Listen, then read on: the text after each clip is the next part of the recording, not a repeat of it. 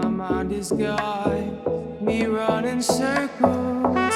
Can I draw a line while I'm swerving? What if this is just a chapter in...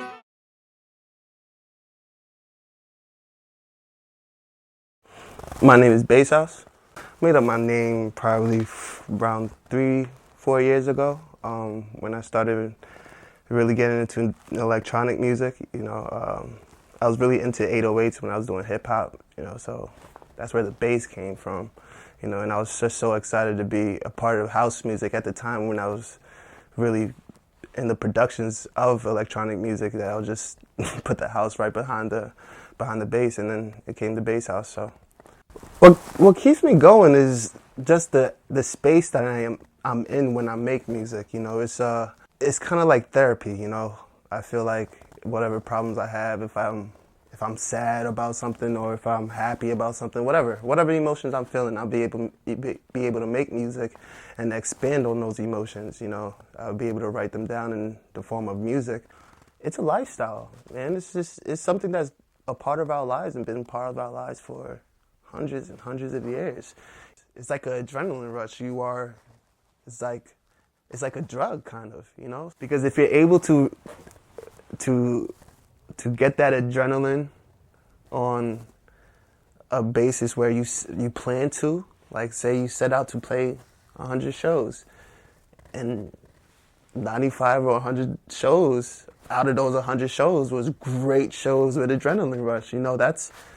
I feel that's that's success right there, because you're happy doing that. Even if it's 20 people, 50 people out there, they're all on the same wavelength as this DJ, and you're having so much fun. Everybody jumping to the beat, waiting for the beat to drop and all that, and just also is just amazed about like the IDs you play or my productions that I play. Might I say, that's a great feeling. When I went to Miami, my first tour around Florida, we planned to go on this tour in 2014, and I mean, the tour didn't turn. Our car broke down on the way, so that was pretty much a bummer. But we was able to play a show in Jacksonville. That show was unsuccessful. That was an unsuccessful show, and you would have DJs, especially on the come up, you're going to have those. So, but the successful show was when I went to Miami. And that was just like the big reason why we went on this tour, is just to go to Miami and play during Miami Music Week. So we ended up playing at the Sonica Festival in Shots, and I think it was sponsored by Red Bull as well. And it was a beautiful day, and a lot of people came out, and people were digging the vibes, digging the music, and people were dancing to the beats, and they loved the IDs, not the IDs, but my own production, so my own song. So that's definitely one version of success that I had, and especially that was pretty much early in my electronic music career. So that's something that I'll always hold to my heart, even when I go ahead and play like Ultra Music Festival or Tomorrowland. I'll always hold that moment in my heart. But and the other show when it was just a big moment of success for me was during my release show party. I put out my album last December 2015, and I did the release show party in my friend Dylan's house. Called it Lucky Lucy's. It's what I believe. I hope I got it right. Dylan, don't kill me if I didn't.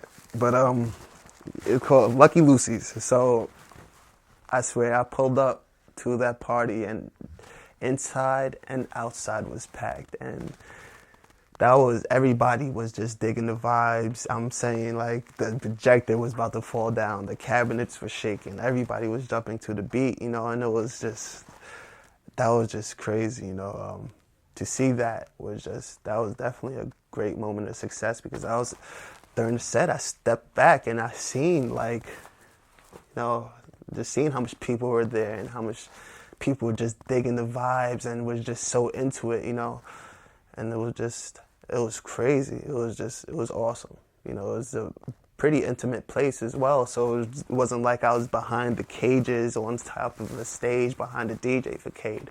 No, I was it was a DJ table like this, and people were all around. You know, there was no blocking me, so it was awesome. It was awesome. So when I was jumping, everybody was jumping. So that was a great moment of success for me, though. But you know, that's what it's all about, though. We run in circles.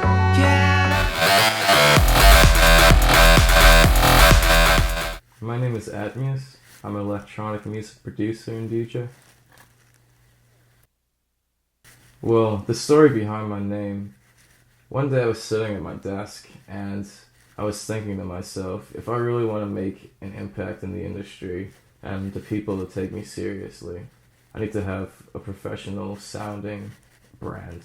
So I wrote my name down on a piece of paper, my first name Matthew and my last name Jesse Bathum, and I thought, why not get creative with my names to come up with my artist image? So I took ATM from Matthew and EUS from Jesse Bathum, and I came up with the name Atmeus. I think those letters in particularly because I kind of just went through a different array of so many names, combinations. I think after about 22, 23, Atmeus was the one that landed, and I mentioned it to a few of my friends, and they said, yeah, if they saw that on a poster, they would go to that show. That's how I knew, yeah, that was the one. Definitely, I think that having feedback and receiving some form of, hey, that's good, that's awful, from somebody, a fan, a friend, even family, like, that's what really helps me go on.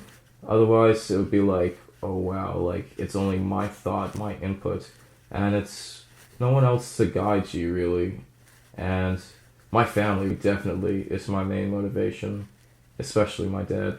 Growing up as a kid, my dad and I didn't really get to spend too much time together, just due to the fact of the hours that he worked. He would take me to school 8 o'clock in the morning, work until sometimes 8 o'clock that night, have a shower, eat dinner, and then work again 10 o'clock until sometimes 2 a.m., 3 a.m., wake up again 6 a.m. the next day, do it all again, and I thought that was ridiculous. He did so much just to get money to fund my brothers and I. And I think that his view on family, going through all of that for the amount of years that he did, is one of the main reasons that I want to strive so hard and contribute so much as I can to help him. Giving back to my family is success, and being able to be happy. Music is one of the best ways of expression. I believe that everybody can connect through music some way or another, whether it be on the same wavelength or a different wavelength.